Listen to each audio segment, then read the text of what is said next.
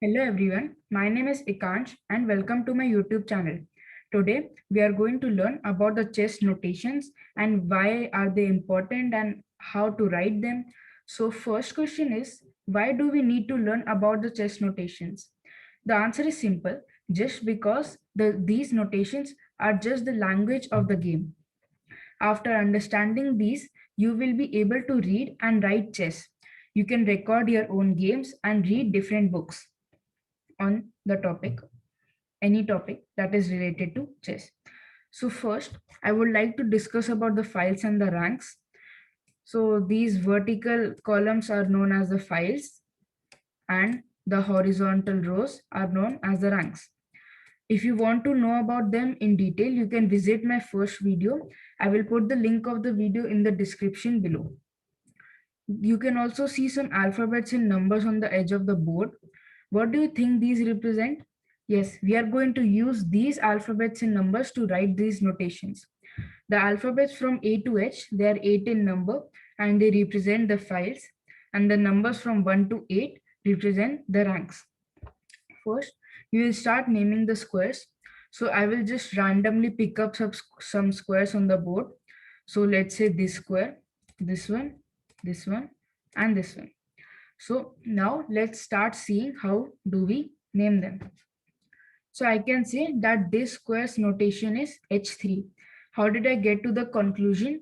Because this square lies on the H file, just because there is the alphabet H over here, H file, and the number 3, so the third rank.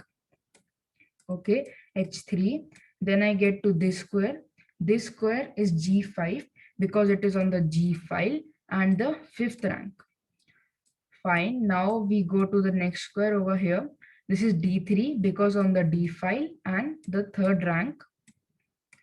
Then we go over here on B file and the seventh rank. So it will be known as B7. You might not understand by me saying it verbally. So it will be on your screens on the board. It will be written just in a few seconds. There you go. You have it on the screen. One thing to notice is always the files are written in small letters, not capital letters. Always the lower case is used. So now we know how to name the squares. Now we move on to the letters that denote the pieces. Because before writing chess moves, we should know how to denote the chess pieces. So now you have all the 6 pieces on the screen, and I will explain which letters are used for these. So the first piece is the king. So it's very simple how to denote the pieces. You just take the first letter in the spelling, coming in the spellings. So King. So the king is denoted by the letter K. Then queen, it is denoted by the letter Q. Then rook is denoted by R. Bishop starts with B, so letter B is used. Then the knight, the case of the knight is different because the letter K is already reserved for the king. So the knight is denoted by the letter N, although its spelling is Knight, but it is denoted by the letter N. Fine. Then we come to the pawn. The pawns, you might think that the letter P should be used, but for pawns, we don't really use any of the letter. So it will be on the right side of your screen. Now you have it on your screen, so you can just pause the video and summarize that which all letters denote the pieces. So now we finally move to writing the chess moves. We know how to denote the pieces. We know how to write the notations of squares. And now we are going to write the chess moves finally. So I have again taken all the 6 pieces on the board. Now, if you need to write the moves, you just need to remember a few things, that always the letter which denotes the piece should come in capital and the file name, it will be in small letters. So let's get to the king first. The king is denoted by the letter R, by the letter K, sorry. So first we will just go ahead and write K because it is denoted by the letter K, and then the destination square, that means where it is going. Suppose the king wants to go to C3. So this is your notation. So the king is over here. C3 means this square because C file and third rank. So if the king moves here, you will write it king C3, KC3. Notice that you will always write the destination square. So that means where the king has moved, only that square, not king C4 where it is, but where it has went, king C3, KC3. It's same for the other pieces as well. For example, let me tell you about the queen. The queen wants to go over here. So which square is this? On the F file on the second rank. So F2, and the queen is denoted by the letter Q. So first you write Q capital letter and then F2, F small and then 2. And that's it, you have the notation. Then we will move to the rook. The rook, let's say, wants to go over here, and this is what, which square? E file and then the second rank, so E2. First we'll write the capital letter R because it's the rook, and then E2. You have the notation for this piece as well. Fine. Now the next piece is the bishop. The bishop wants to move over here. Which square is that? On the C file on the 7th rank, C7. Bishop is represented by B. So we write a capital B and then the name of the square C7, which is the destination square. The next piece comes to be the knight. The knight, let's say, wants to go over here. So this square is on the H file on the second rank.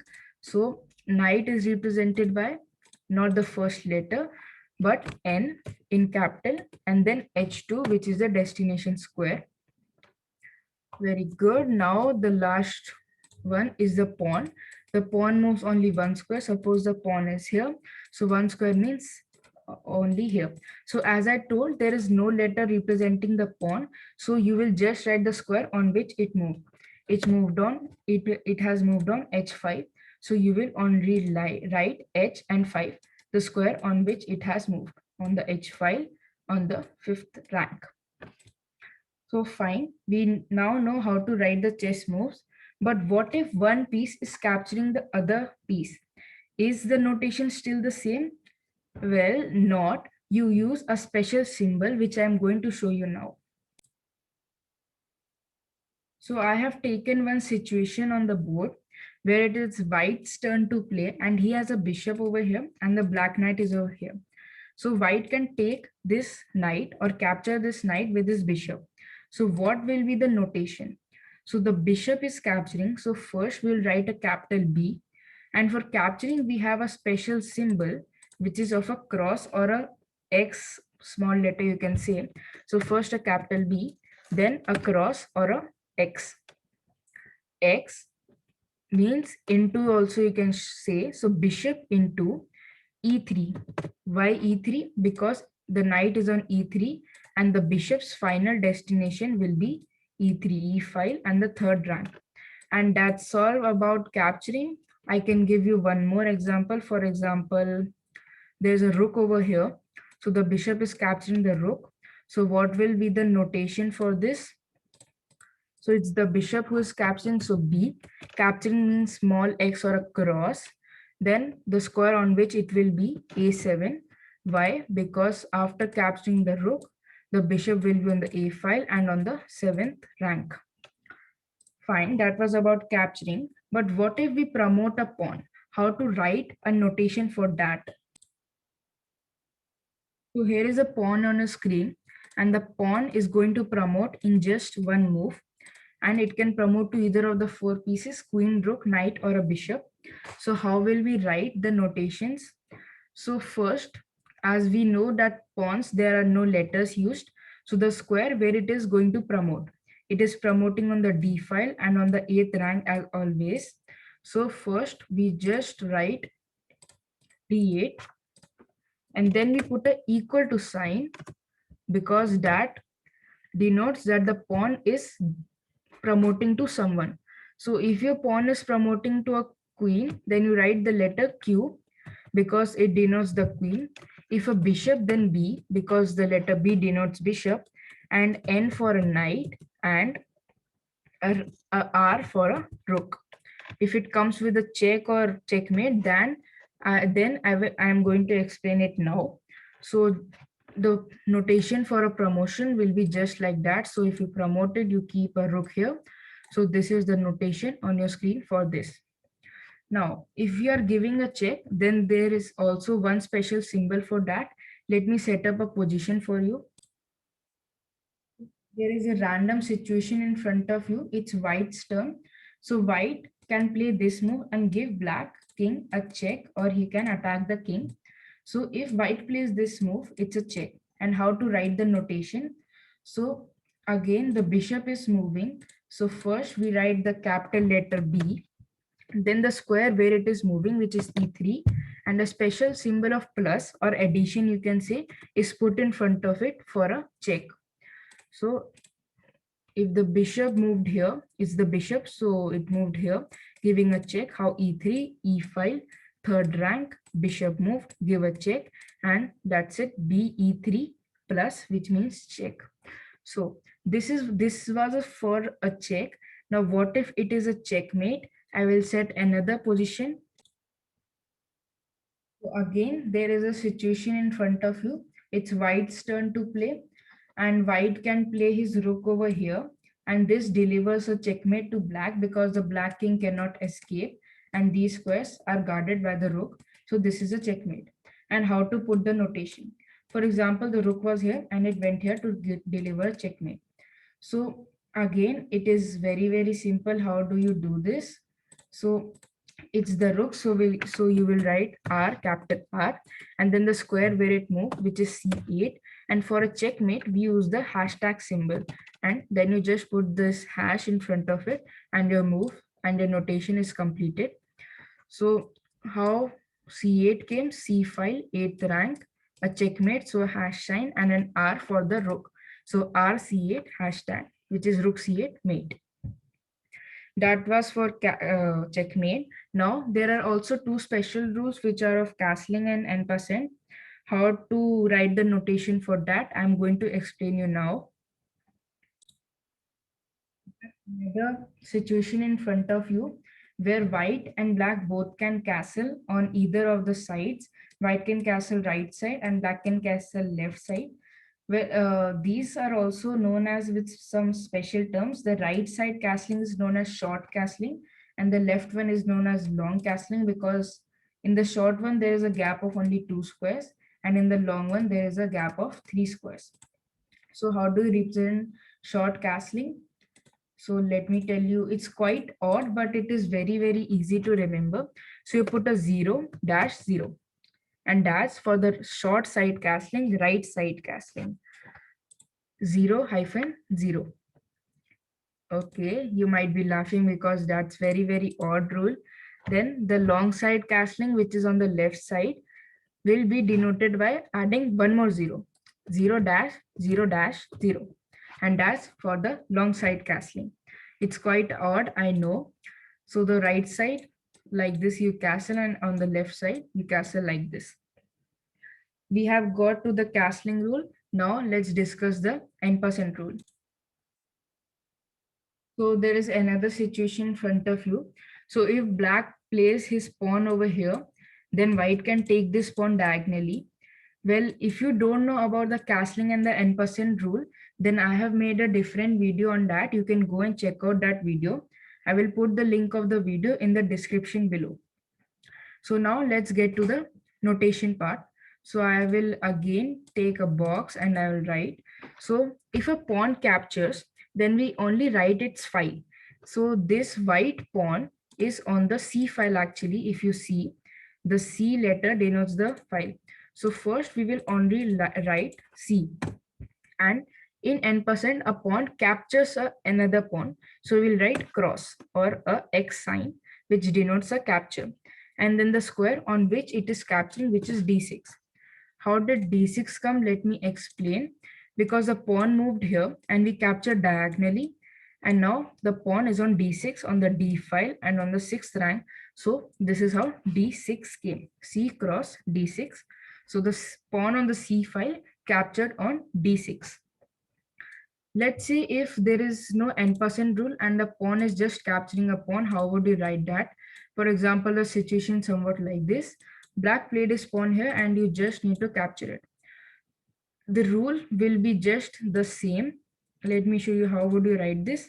The pawn was on the F file, so you write F, then it captured, so X, up, and then where it finally landed on G5, and that is how you will write the notation of this pawn, F cross G5. So the pawn on F file captured on G5. So now we have done everything, but one thing is left. Then I will explain you that thing also. Here is another situation in front of you. This knight wants to go over here. But if you just write NC4, because this is C and this is 4 and N is for the knight, if you just write NC4, then the player seeing this will get confused whether this knight came here or this knight came here. So in these cases, what do? You use the file. This knight is on the B file. So you will use the letter B for denoting this knight. So how will you write it? You will first write N for the knight in capital, then the file name always small b, and now to the place where it is going, which is C4 square. So this will denote the knight on the B file goes on the square C4. Very good. Now another situation I'm going to give. For example, this knight is over here. Now again, this knight wants to go over here. So if you again write it as N, now the knight is on the D file actually. So you write it as D C4. But the problem here is these both knights actually on the D file are on the D file. So the player again will get confused that which knight went to the C4 square. So now in these cases, you just throw away the file and get to the ranks. So the rank of this knight is 2. It is on the second rank. So now how do you represent this? A capital N for the knight, then the second rank N2, and it is going on the square C4. So N2 C4. So that's all for the notation part. I hope that you enjoyed the video. Please don't forget to smash the like button and subscribe to my channel and share the video with a friend so that they can also read and write chess with you. And thanks for watching. Bye bye. Meet you in the next video.